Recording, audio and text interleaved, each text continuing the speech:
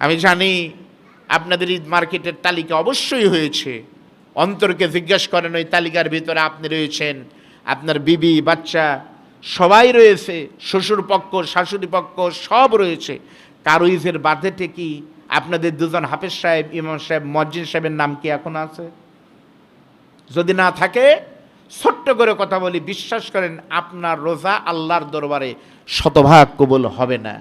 আরে ভাই, আপনার ছেলে আপনার মায়ের নামে দোয়া করবে না, আপনার নামে দোয়া করবে না, আপনার জন্য দোয়া হুজুররাই করবে। তার প্রমাণ কি? মাঝে মাঝে বলে হুজুর আমার মা মারা গেছে, সবাইকে নিয়ে দোয়া করেন। কেন? হুজুরকেই দায়িত্ব দিতে হয়। সেই মহান দায়িত্ব যারা পালন করতেছে, দুজন হাফেজ, ইমাম সাহেব, খতিব, মুয়াজ্জিন সাহেব আপনাদের খেদমতে নিয়োজিত। অন্য সময় 3 জন, এই মাসে 5 জন মানুষ। আলহামদুলিল্লাহ, আমরা চাকরি করি, কিন্তু আমার ছোট ভাইয়েরা এরা তো চাকরি বাকরি করে না। একটা ধ্রুম্যজাল আপনাদের ছিঁড়ে দেওয়া দরকার। অনেকে বলতেছে হুজুর আপনাদের থেকেই নেওয়া দরকার, কারণ আপনাদের সরকার ইতিমধ্যে ঘোষণা দিতে দিবে। এই যে একটা টেন্ডেন্সি, এটা হলো বিপদের একটা ফতুয়া। আমি যখন চাকরিতে জয়েন করি 2018 সালে, তো চাকরির বেতনের পাশাপাশি পরীক্ষায় গার্ড দিলে পারে, পরিদর্শক হলে টাকা দেয়। আমি এটুকু জানি, কত দেয় তার জানি না। তো আমার প্রথম জীবন অভিজ্ঞতা নিয়ে আমি কাহালু সেন্টারে পরীক্ষা দিতে গেলাম। পরীক্ষার আমি গার্ড দিব, নতুন জামা কাপড় পরে আমার গাড়ি নিয়ে যখন গেলাম, সবাই মনে করছে হয়তো ডিসি বা ইউনো সব আসছে। পরে দেখে আমি বের হলাম।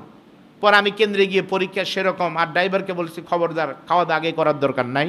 আমার সাথে ড্রাইভার, আমার সাথে ক্যামেরাম্যান থাকেই তো 2-3 জন, সব ওদের টাইমে।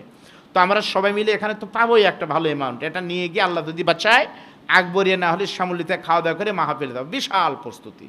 এরপরে গাটটা শেষ হয়ে গেল, নামাজ কালাম পরে প্রস্তুতি নিয়ে গেলাম। কলম বের করে 3 জায়গায় সিগনেচার নিয়ে মসজিদের ভিতর বলতেছি, আমাকে পরিদর্শন 3 ঘন্টা গাড়ি নিয়ে গেছে, আমাকে টাকা দিলে 100। কত? আমি মনে করলাম হয়তো খুচরা টাকা নাই। পরে বলে হুজুর সই দেন। আমি আরেকজনকে বললাম ভাই কত? কয় 100ই দেয়। এরপর থেকে নিয়ত করেছে আর কোনোদিন গার্ড আমি দিব না, কারণ টাকার জন্য না। ওখানে গেলে ছাত্ররা এদিক সেদিক লেখে, ফুটকি ফাটকি করে, ফোন ওইরকম। আরেকজন বলে ভাই একটু মাইনে নেওয়া লাগবে। তো 100 টাকার জন্য আমি কিনে নেবো বলেন? আরও এখন ইহসানুল হক মিলন মন্ত্রী, এই বিপদটা নেওয়ার দরকার আছে? তা আপনারা যেন এই বিশ্বাস নেন না, হুজুররা তো মোটা দাগের কিছু পাচ্ছে। যা পাই আপনাদেরকে জানাবো, এবং আপনাদের নিয়ে প্রথম টাকা পেলে মিলাদ আমরা দিব ইনশাল্লাহ। এতদিন আমরা মিলাদ পড়ছি আপনাদের, আমরা বেতন পেলে আপনাদের আমাদের টাকা দিয়ে তাবারক খাওয়ানো হবে। যতদিন না হয় সেই পর্যন্ত আপনারা বিশ্বাস রেখে, শুধুমাত্র তাদের জন্য যাদের কথাগুলো কলিজা পর্যন্ত টাচ করেছে।